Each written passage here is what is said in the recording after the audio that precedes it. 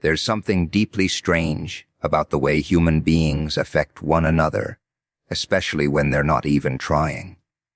You walk into a room, you say a few words, maybe you don't even notice the tone of your own voice. And somewhere, in the mind of another person, something shifts. Their heart rate changes. Their attention sharpens. They feel it physically, like a kind of tremor under the surface. And you remain completely unaware. That's not trivial. That's not accidental. It speaks to something profound about the structure of social reality, that your mere presence, your pattern of being, has consequences far beyond what you consciously intend. You're not just an isolated individual moving through the world. You're a force of interpretation for others. You become a symbol, a signal, a source of emotional meaning in someone else's life, often without permission, and certainly without full understanding. And what's unsettling about that is not simply that someone might feel drawn to you, but that this response emerges from who you are at a level you haven't fully articulated. It's not just what you say, it's what you embody. Your posture, your restraint, your chaos, your discipline, your contradictions, they all communicate something. And someone else, perhaps quietly, perhaps intensely, is responding to that in a way that feels almost involuntary. So the question isn't just why they feel that way. The deeper question is, what are you carrying unknowingly that has that kind of impact? Because whatever it is, it's real. And it means you're affecting the world in ways that extend far beyond your conscious awareness. You walk through the world assuming, perhaps quite naively, that your impact on other people is limited to what you explicitly say and deliberately do. You think that if you keep to yourself, if you remain relatively quiet, if you avoid unnecessary attention, then you pass through social space without leaving much of a trace. But that's not how it works. It's not even close to how it works. Human beings are extraordinarily sensitive creatures. We are constantly watching, interpreting, decoding. Not just language, but posture, tone, hesitation, eye movement. Subtle cues that operate far beneath conscious awareness. And so even when you believe you're neutral, even when you think you're insignificant in a given moment, you are still broadcasting information. You are still, in a very real sense, telling a story about who you are. Now, here's where it becomes complicated. That story isn't constructed only out of your intentions. It's built out of your habits, your past decisions, your unresolved conflicts, your discipline, or your lack of it. It's reflected in how you stand, how you listen, how quickly you react, how carefully you choose your words.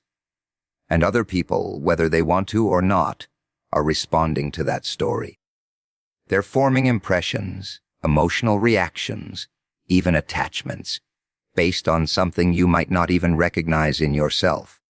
So when someone feels something in your presence, nervousness, admiration, curiosity, even something as visceral as those so-called butterflies, it's not random. It's a response to a pattern of being that you've developed over time. And that pattern has weight. It has psychological reality. It reaches into other people's perception and alters it, sometimes in ways that are immediate and powerful. What's particularly unsettling is that you don't get to fully control how that interpretation unfolds. You can't step into someone else's mind and regulate their response to you. They're interacting not only with who you are, but with their own history, their own expectations, their own desires. And yet, despite that complexity, you are still a central variable in that equation. You are still the catalyst for something that feels intensely real to them. And so you might find yourself in a situation where someone is deeply affected by you, more than you would ever predict, while you remain almost entirely oblivious. That gap between your awareness and their experience is where a great deal of confusion, and sometimes even chaos, begins to emerge. Because from your perspective, nothing extraordinary is happening. But from theirs, something significant has already taken root. That should give you pause, because it suggests that your responsibility extends beyond your conscious intentions. It means that who you are, at a fundamental level, is not a private matter. It's something that radiates outward, that shapes the emotional and psychological landscape of the people around you. And if you fail to recognize that, then you're blind to a substantial portion of your own influence in the world. Most of what drives human attraction does not occur where you can easily observe it. It doesn't arise neatly in conscious thought, where someone sits down, evaluates a list of qualities, and decides in a rational, articulated way that they feel something for you. That's not how it unfolds. It's far more primitive than that, and far more complex at the same time. There are layers of perception operating beneath awareness. Ancient systems that evolved long before language, long before deliberate reasoning. These systems are attuned to pattern symmetry, confidence, emotional stability, unpredictability, even subtle signs of competence or vulnerability, and they respond instantly. Before a person can explain why they feel a certain way around you, they already feel it. Their body reacts. Their attention locks in. Something about you registers as significant, and that significance isn't negotiated consciously. You might think that what matters most is what you say, the arguments you make, the personality you present on the surface. But that's a relatively thin layer compared to what's happening underneath. People are responding to how you carry yourself when you're not thinking about it. They're responding to the coherence, or incoherence, between your words and your actions. They're detecting whether you're grounded or fragmented, whether you're comfortable in your own skin, or subtly at war with yourself. And that's where things become particularly interesting, because the aspects of yourself that have the greatest impact are often the ones you haven't fully examined. Your habits, your emotional regulation, your level of discipline, your capacity to remain composed under pressure, these are not things you can easily fake. They leak out, so to speak, in micro behaviors, in the way you pause before answering a question, in how you respond to uncertainty, in whether your attention is steady or constantly shifting. Someone else, observing all of this, may not be able to articulate what they're noticing. They won't say, "I'm attracted to the fact that your behavior demonstrates a consistent alignment between your internal state and your external actions." That's not how people talk. Instead, they'll say something much simpler. "I don't know what it is about you."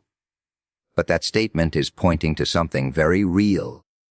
It's an acknowledgement that the source of their reaction lies outside of conscious explanation. And that's precisely the point. Attraction, in many cases, is not a decision.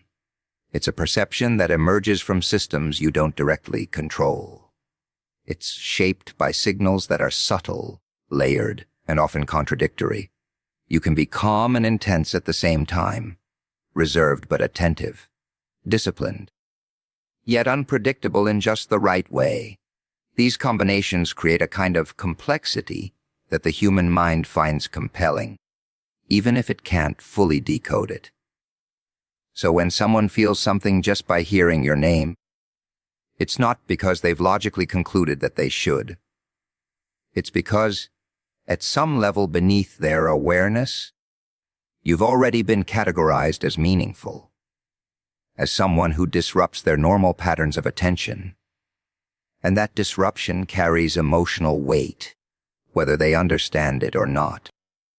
You tend to overestimate the importance of what you say and underestimate the significance of how you exist while saying it. That's a fundamental miscalculation. Because in most real interactions, words are not the primary carrier of meaning. They are, at best, a surface-level articulation of something much deeper, and people are remarkably skilled at detecting that deeper layer, even if they can't describe it. You can construct the right sentences, choose them carefully, even rehearse them, and still fail to communicate what you intend, because your presence contradicts your words. There's a lack of alignment, and that misalignment is what people notice. It's what unsettles them, or alternatively, what draws them in.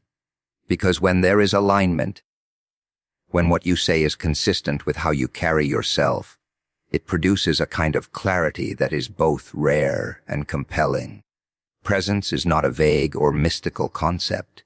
It's built out of very concrete elements. Your posture, for example, signals whether you're prepared to engage with the world or retreat from it.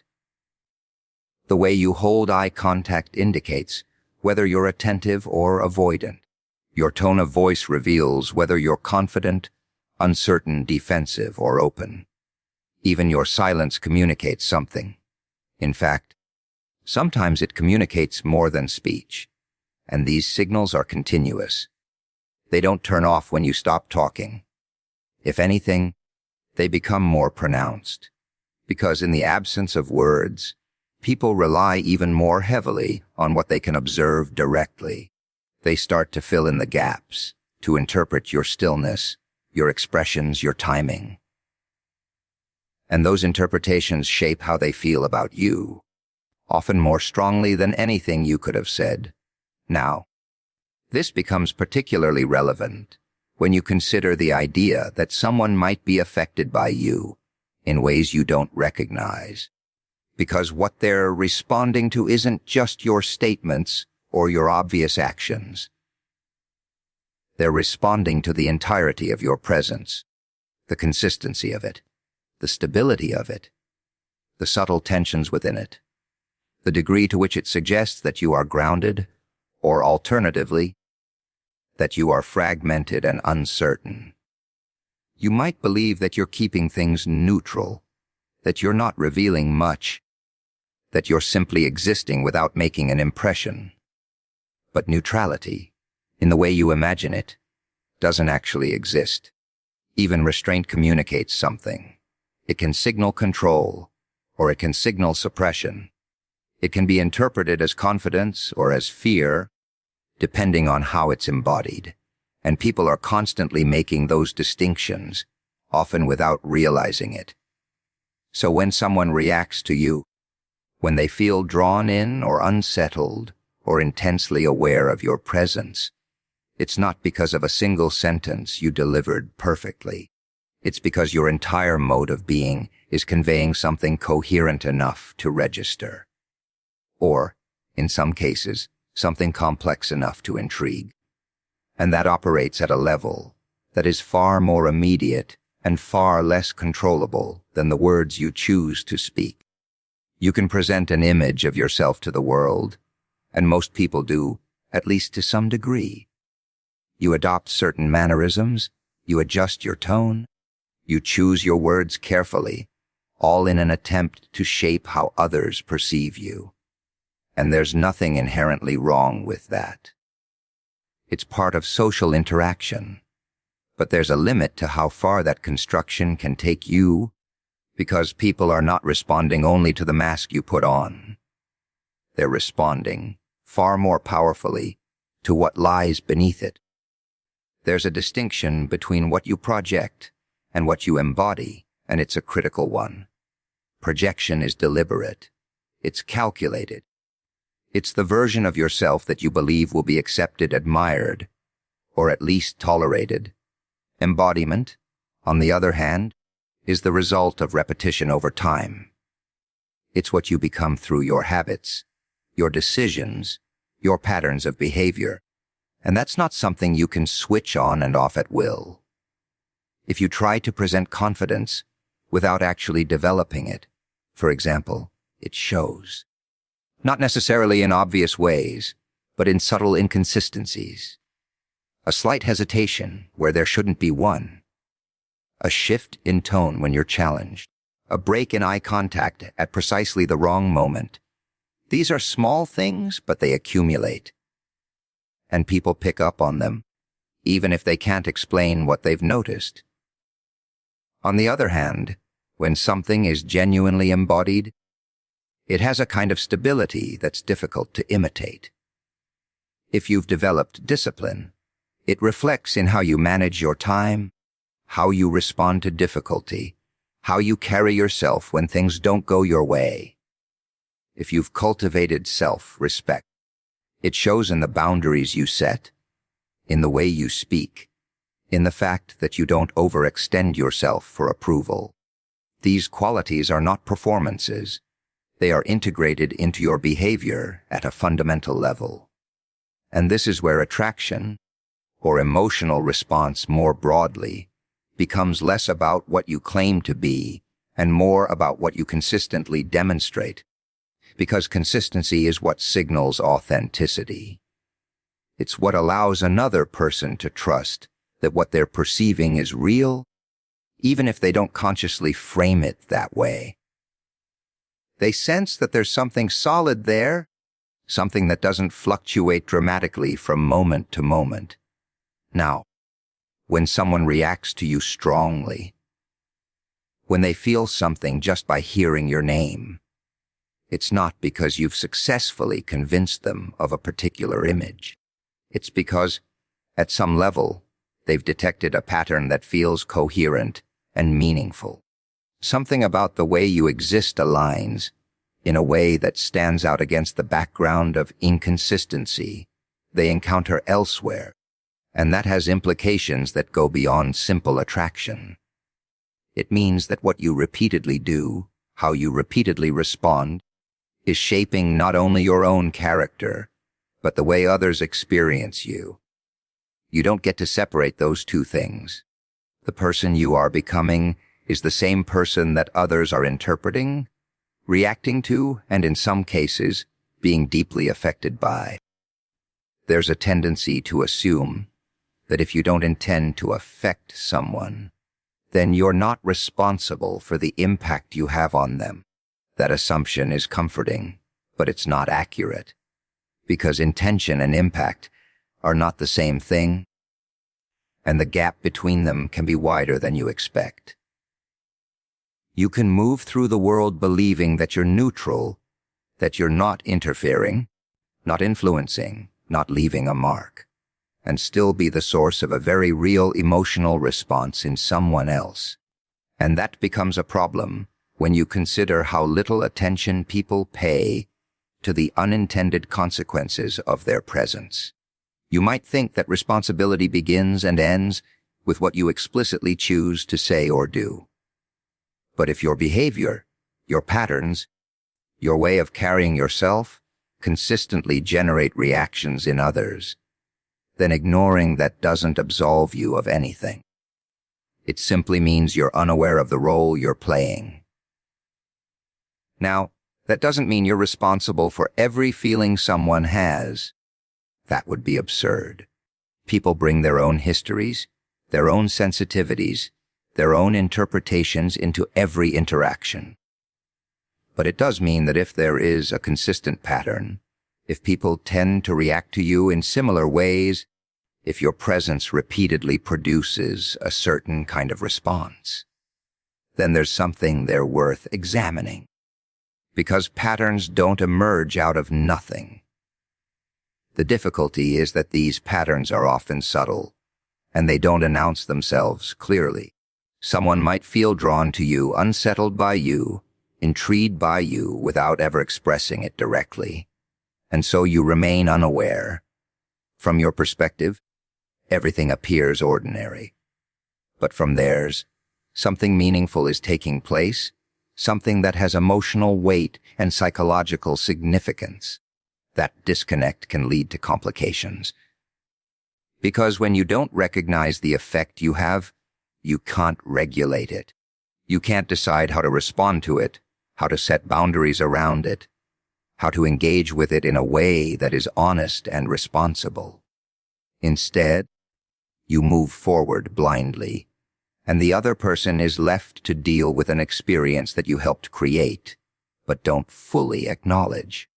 And that's where responsibility becomes important, not as a burden, but as a form of awareness. It requires you to pay attention to how you exist in the world, not just what you intend, but what you consistently produce. It asks you to notice whether your actions align with your values, whether your presence reflects a level of integrity that you can stand behind. Because if you are affecting people, and you are, whether you like it or not, then it matters what exactly you're bringing into those interactions. It matters whether you are grounded or chaotic, clear or contradictory, disciplined or careless. Those qualities don't remain confined within you. They extend outward, shaping the experiences of others in ways that are often more significant than you realize. Once you begin to understand that your presence has a measurable effect on other people, that it reaches into their perception and alters it in ways you don't fully control, it forces a shift in how you carry yourself. Because you can no longer maintain the illusion that you're just an isolated observer, moving through the world without consequence. You're participating in something far more dynamic than that. You're shaping and being shaped by every interaction you enter into. That realization introduces a certain weight. Not an oppressive weight, but a kind of responsibility that demands attention. Because if your way of being is influencing others, if it can create attraction, tension, curiosity, even discomfort, then it becomes necessary to ask what exactly you're projecting and whether it aligns with the person you're trying to become. Not the person you claim to be, but the one you actually are when no one is watching. And that's where self-awareness becomes less of a philosophical idea and more of a practical necessity. You have to start observing yourself in the same way others might observe you. How do you respond under pressure? Do you become reactive, defensive, scattered? Or do you maintain a level of composure that signals stability? Because those moments, the unguarded ones, are where your underlying structure reveals itself most clearly. It's also where inconsistency becomes visible. You might think you're disciplined, but if that discipline collapses the moment you're challenged, then what you have is not discipline, but a temporary state. And people can detect that, often without being able to articulate how. They sense the gap between what you appear to be and what you actually are, and that gap influences how they feel in your presence. On the other hand, when there is alignment, when your actions, your reactions, and your intentions form a coherent pattern, it creates a kind of reliability. Not predictability in a dull sense, but a stability that others can orient themselves around. They know, at least intuitively, what to expect from you, and that reduces uncertainty, which in turn shapes how comfortable or engaged they feel when they're around you. But achieving that alignment is not a matter of superficial adjustment. It requires a deeper process of refinement.